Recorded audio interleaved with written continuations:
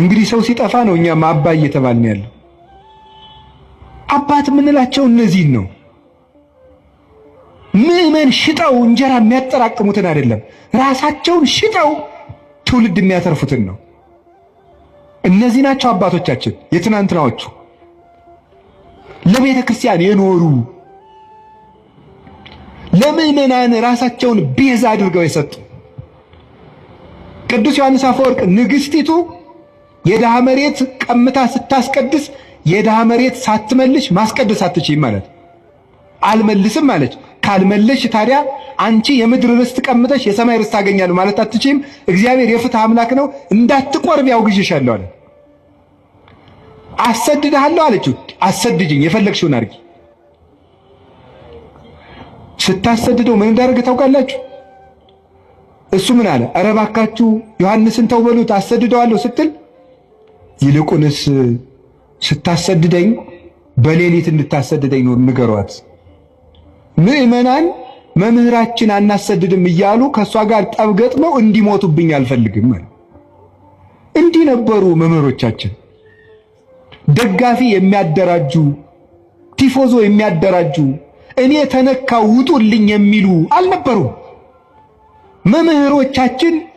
መምህሮቻችን እነ ቅዱስ ቄርሎስ እነ ቅዱስ ዮሐንስ አፈወርቅ ለበጎቻቸው የሚሞቱ ነበሩ።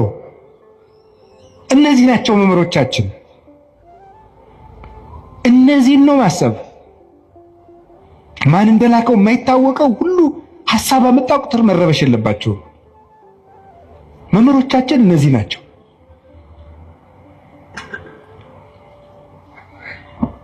መልካሙ ስራቸው ምስክራቸው ነው።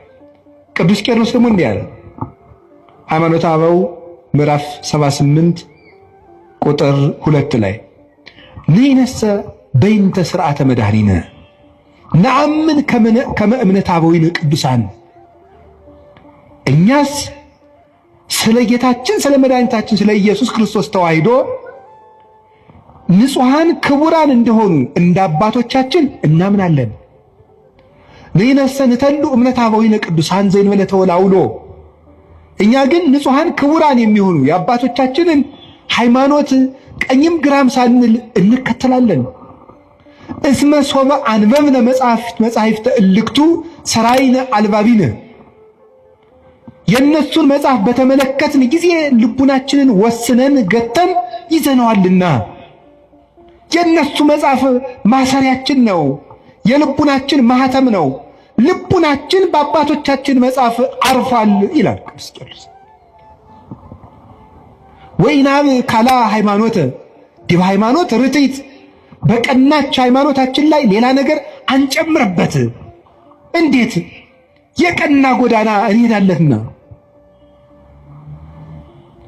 በጥርጊያ ጎዳና የምንሄድ ነን ይላል ቴዎዶስዮስ ተቀብሎ። ንጉሥ በሄደበት ጎዳና የምንሄድ ነን፣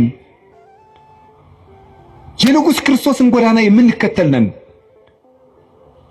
ቅዱስ ሳዊሮስ ዘአንጾኪያ ሃይማኖተ አበው ምዕራፍ 85 ቁጥር 10 ላይ ሲናገር ዝውእቱ አእምሮ ዘያድኅን ዘተወከብናሁ ቅድመ እምአበዊነ ቅዱሳን ለባሰያነ እግዚአብሔር። እግዚአብሔርን ከለበሱ እግዚአብሔር ካደረባቸው ከንጹሐን አባቶቻችን አስቀድመን የተቀበልነው የሚያድን ሃይማኖት ይህ ነው ይላል። የሚያድን ሃይማኖት ከንጹሕ አባት የተገኘ ነው። ንጹሕ አባት ሰንሰለቱን ያስተላልፈው ነው።